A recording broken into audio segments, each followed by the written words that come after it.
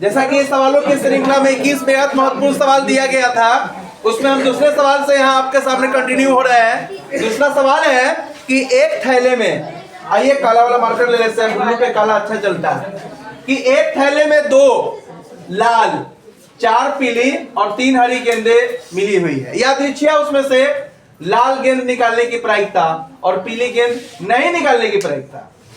जैसा कि हम जानते हैं कि लाल गेंद 2 है तो एनी 2 हो गया, और टोटल 4 2 6 3 9, एनएस कितना हो गया 9। फॉर्मूला होता है प्रायिकता का P इक्वल टू एनी बटा N S. So my dear student, हमारे पास एनी बटा एनएस 2/9 एक आंसर प्राप्त हो गया। अब प्रश्न ये उठता है कि प्रायिकता नहीं होने का कैसे निकलेगा। इसका सवाल बनाने के लिए पहले हमको होने की प्रायिकता निकालना है, मतलब पीला गेंद होने की 4 9 4/9 एनी बटा एनएस निकल गया। नहीं होने का सूत्र होता है कि P E bar equal to 1 माइनस P। अब 1 माइनस 4/9 एक में से घटा देंगे, जैसे ही घटेगा 5/9 हमारे पास में आंसर आ जाएगा। क्या दो नंबर में कोई दिक्कत? ओके, आइए 21 बेहद महत्वपूर्ण प्रश्न की श्रृंखला में 3 नंबर सवाल पे चलते हैं कि उस बेलन का आयतन, वक्र पृष्ठ और कुल पृष्ठफल ज्ञात करें जिसकी त्रिज्या 7 सेंटीमीटर और ऊंचाई 10 सेंटीमीटर हो। माय डियर स्टूडेंट्स, कि बेलन का आयतन पाई आर स्क्वायर एक फॉर्मूला होता है। मैंने पहले ही बात क्लियर कर दिया कि अगर आपको फॉर्मूला याद नहीं है तो आप सवाल के बारे में सोच भी नहीं सकते हैं, सपना भी नहीं देखिए। तो पाई का मान 22/7, आर का स्क्वायर तो 7 × 7 × 10 कट के आंसर आ गया 15 40 सेंटीमीटर क्यूब। कोई दिक्कत नहीं। अब बेलन का वर्ग पृष्ठ 2 पाई आर एच इसका फॉर्मूला होता है 22/7, आर के मान 7 10 काटे हैं 440। कोई दिक्कत इसमें नहीं। फिर बेलन का कुल पृष्ठ 2 pi r into r plus h होता है, इसको आप 2 pi r square plus 2 pi r h भी लिख सकते हैं। लिए शॉर्टली लिख दिए हैं 22/7, 7 से 7 कट गया 10 7 17 कट के 748। क्या 3 नंबर सवाल में कोई दिक्कत? ओके, आइए 4 नंबर सवाल आपको थेल्स प्रमेय है। थेल्स प्रमेय से ये सवाल है कि ये 4 है, 6 ये 3x है। वेरी सिंपल, दोनों को बराबर डाल दीजिए और ये इधर जाएगा ये इधर जाएगा। 4x छतरी 18/4 4.5 आंसर इसका हो गया। कितना हो गया? 4.5। कोई दिक्कत इसमें? तो ये वाला जो पोर्शन हो गया कितना हो गया? 4.5। 4 नंबर सवाल में कोई दिक्कत? और धीरे बोलते हैं। 5 नंबर देखिए सर, यहाँ ये क्या है? समकोण है। मैं लड़की लोगों से रिक्वेस्ट करूंगा कि आप लोग शांति बनाए रखें कि यहाँ ये समकोण है, तो ये 13 है 5 है, बोले तो इसका आंसर 12 हो जाएगा, लेकिन बनाना पड़ेगा आपको।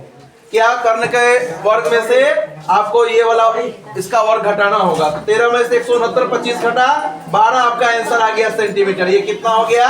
12 सेंटीमीटर। कोई दिक्कत? 5 में कोई दिक्कत नहीं। 6 में आइए कि 2 4 और 6 8 के बीच की दूरी और मध्य बिंदु, mid point of the 2 coordinates. Okay, so बीच की दूरी का सूत्र होता है, कृपया शांति बना के रखिए, √x1 - x2 का whole square plus y1 - y2 का होल स्क्वायर।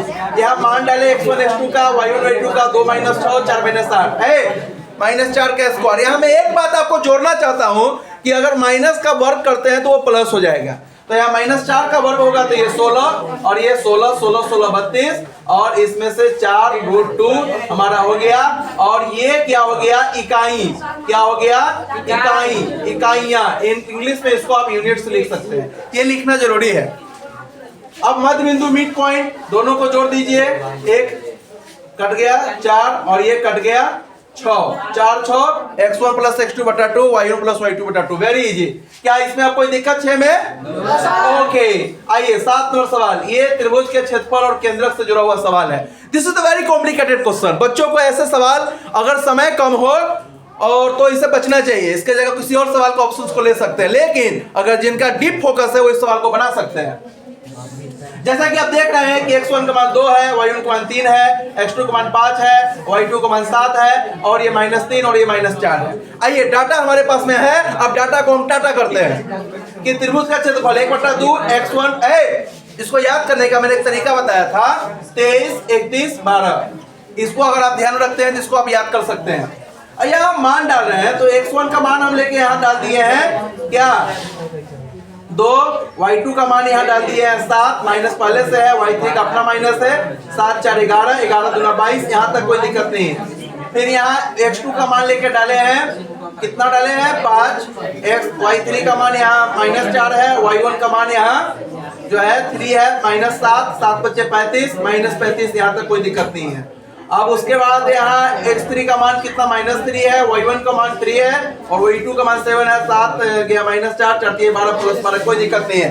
अब आप यहाँ देखिए कि ये 22 और 12 जुड़कर 34 हो जाएगा -1, और ये मॉडुलस है, मॉडुलस के अंदर माइनस प्लस हो जाता है, तो 1/2 हो गया, 1/2 वर्ग इकाई, इसको आप 0.5 वर्ग इकाई भी लिख सकते हैं। क्या इसमें कहीं कोई दिक्कत? No sir. और केंद्रक का बेहद आसान है, x1 plus x2 plus x3/3 और y1 plus y2 plus y3/3, तीनों का मान डाल के जोड़ के 3 से भाग दे दीजिए, आपको आ जाएगा। कहीं कोई दिक्कत?